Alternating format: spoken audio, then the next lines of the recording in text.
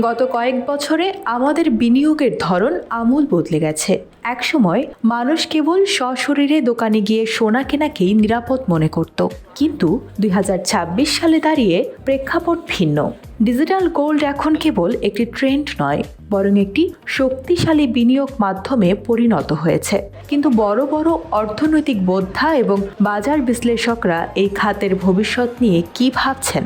Digital gold কি physical গোল্ডের জায়গা দখল করে নেবে, নাকি এটি কেবল একটি সাময়িক ক্রেজ? আজ আমরা বোদ্ধাদের সেই ভবিষ্যৎবাণীগুলো নিয়েই আলোচনা করব। অর্থনৈতিক বিশ্লেষকদের মতে ডিজিটাল গোল্ডের সবচেয়ে বড় সাফল্য হল বিনিয়োগের গণতন্ত্রীকরণ।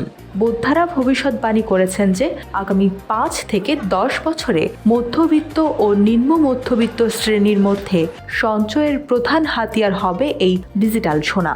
গোল্ডম্যান স্যাক্স বা জেপি মর্গানের মতো বড় সংস্থার বিশ্লেষকরা মনে করেন, তরুণ প্রজন্ম যারা গয়নার দোকানে গিয়ে সময় নষ্ট করতে চান না, তাদের জন্য ডিজিটাল গোল্ড হবে সেফ হ্যাভেন। বিশেষজ্ঞদের মতে এটি ক্ষুদ্র সঞ্চয়কে একত্রিত করে জাতীয় অর্থনীতিতে সোনার তারল্য বা লিকুইডিটি বহুগুণ বাড়িয়ে দেবে।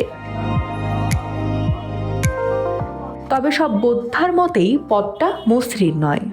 অনেক বিশেষজ্ঞ সতর্ক করেছেন যে ডিজিটাল গোল্ডের ভবিষ্যৎ সম্পূর্ণ নির্ভর করছে সরকারি রেগুলেশন বা নীতিমালার উপর।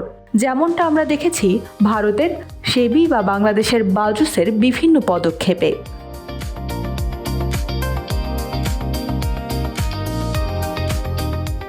বিশ্লেষকদের ভবিষ্যৎবাণী হলো আগামী কয়েক বছরে প্রতিটি দেশেই ডিজিটাল গোল্ডের জন্য আলাদা আইনি কাঠামো তৈরি হবে।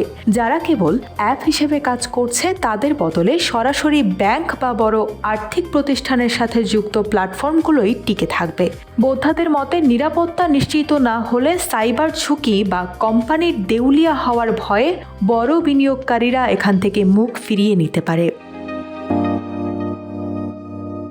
একটি রোমাঞ্চকর ভবিষ্যৎবাণী হল ডিজিটাল গোল্ড বনাম বিটকয়েন।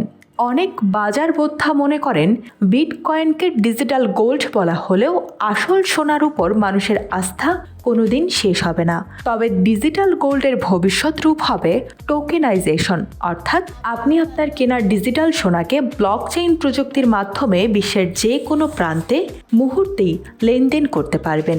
বোদ্ধাদের মতে ভবিষ্যতে এটি কেবল সঞ্চয় নয়, বরং কেনাকাটার একটি ডিজিটাল মুদ্রা হিসেবেও ব্যবহৃত হতে পারে। সবশেষে বোদ্ধাদের মূল কথা হলো ভবিষ্যতে পোর্টফোলিও বৈচিত্র্য আনতে ডিজিটাল গোল্ড অপরিহার্য হয়ে উঠবে। তবে এটি গয়নার বিকল্প নয়, বরং একটি খাঁটি বিনিয়োগ মাধ্যম। বিশ্লেষকরা পরামর্শ দিচ্ছেন যে ২০৩০ সাল নাগাদ ডিজিটাল গোল্ড মার্কেট এখনকার চেয়ে অত্যন্ত ৫ গুণ বড় হবে। তবে সেই সুফল পেতে হলে আপনাকে কেবল নির্ভরযোগ্য এবং বীমাকৃত প্ল্যাটফর্মই বেছে নিতে হবে। প্রযুক্তির সাথে তাল মিলিয়ে সোনা জমানোর এই আধুনিক যুদ্ধ কেবল শুরু হলো।